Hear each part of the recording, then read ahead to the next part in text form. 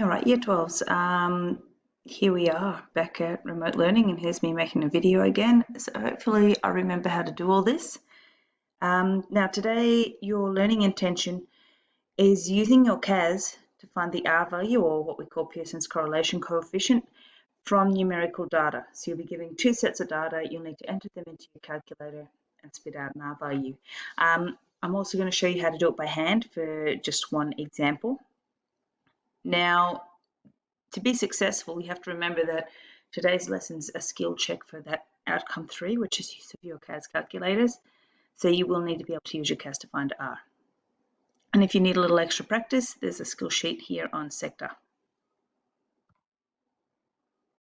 All right, what I've done in the past is I've basically talked through the exercise. So if we look at question 1, you're given 3 scatter plots, A, B, and C. And it wants you to just describe the association in terms of strength, direction, form, and if there are any outliers. So if you're unsure how to do that, go back, look at the previous exercise, and remember we're describing it if it's strong, moderate, weak, or no correlation. In terms of direction, it's either positive or negative. Form is linear or non-linear. And outliers are a piece of data that's obviously far away from all the rest, which could throw off correlation coefficient. So once you've established that, you've got to decide which of those 3 scatter plots can you use to calculate R. And remembering that to calculate R, you need numerical data, which you can't do if you can't do a scatter plot if you don't have numerical data, so that's a given. It needs to be linear. And it also can't have any outliers, because as soon as it's not linear or there's an outlier, it becomes hard to fit a good correlation coefficient to it. Okay, so calculating R using the formula is optional, but I will talk you through it because sometimes it's good to understand where these values come from. You would have got a little practice doing this in year 11, and you do have to use a big horrible formula to work it out, but I'll show you how to do that now. Okay, so question 2 gives you 5 pairs of numerical data. There's your X coordinates and your Y coordinates. Then it also lists your mean for X, your standard deviation for X, your mean for the Y variables, and your standard deviation for the Y variables. And what you've got to do is use this formula to calculate R. So let's set up for that. Okay, so here I am on Notebook, so you guys will be able to access all this afterwards, but I've got a column for X, so I'm just going to copy their values in there. Then I'm going to have to do X minus the mean, so that means whatever that score is minus 4. So 2 minus 4 is negative 2. 3 minus 4 is negative 1. 6 minus 4 is 2. 3 minus 4 is 1, and 6 minus 4 is 2. Okay, before I move on, I just realised I made a mistake. 3 minus 4 is negative 1, not 1.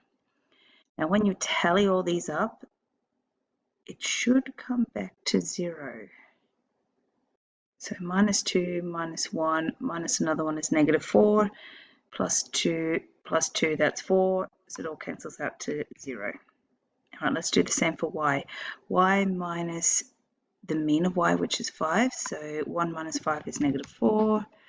6 minus 5 is 1, 5 minus 5 is 0, 4 minus 5 is negative 1, and 9 minus 5 is 4. And yeah, we can see they cancel out and add up to 0 again. So we've done that bit correctly. Okay, so now to work out the last column, we're going to take this value and this value and multiply them by each other. So negative 2 times negative 4, and that'll give us 8. Oh, it did it automatically.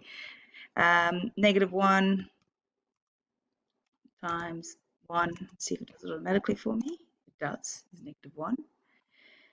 2 times 5 is 10.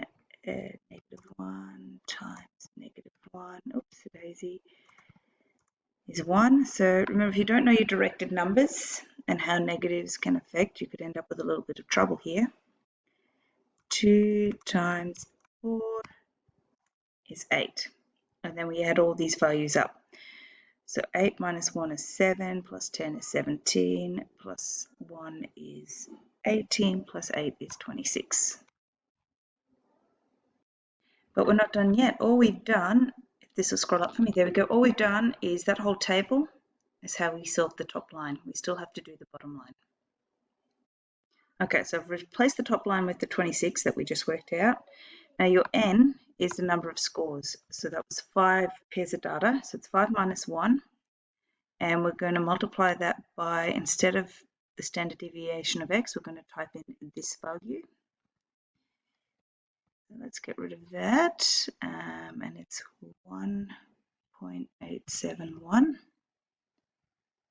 And instead of sy, we're going to put in the standard deviation of y from that value. So we need, oops daisy, yep, let's see if that works, times, get rid of that.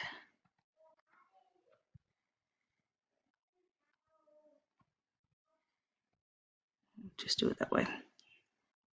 Times, what was it? 2.915. So all you have to do is plug that into your calculator to get your answer, which I'll let you guys do and check if you get the correct answer at the end. Okay, let's move on. Oh, I forgot. Once you do get your R value, it's worth looking it up on this table and making a note on if it's positive or negative and how strong it is, weak, moderate, or strong. All right, so the remaining question, I think it's only the one, question 3, yeah, has you taking these sets of data and using your calculator to find R. So let's show you how to do that. All right, so let's get our calculator out. The first thing we need to do is we need to add a new list. So you need to go to the Excel thing. So of course you can do a new document. And we don't want to save that, and we want to add lists and spreadsheets. So we're going to call this one X, and we're going to call B Y. So you can just enter those in on the top. Then we're going to enter in our values. So let's have a quick look at the data. We've got the maximum and the minimum. We've got to find the correlation coefficient. And the question actually gives us the answer. We've just got to prove that this answer is correct. So let's start entering the maximums as our x variable. 34.5, 35, 36.9, and 36.4. Then I'm going to go and enter the y's in the next one. Okay, so I've got all the data entered, and you can see I've got 6 sets of data for each list. What we're going to do is we're going to press Control I.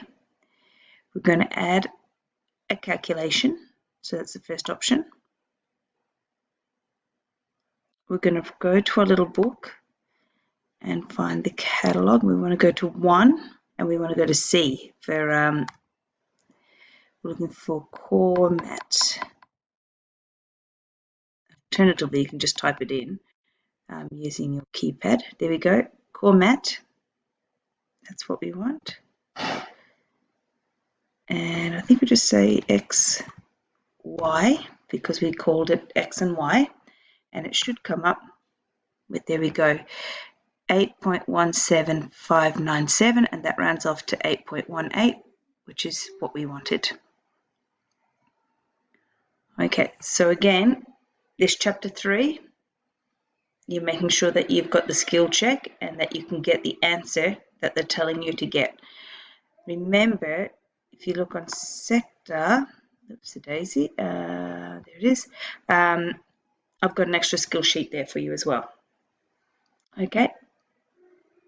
Right, so good luck, guys. Hopefully that's helpful. If not, I'll be near my computer during our timetable class time, should you need help.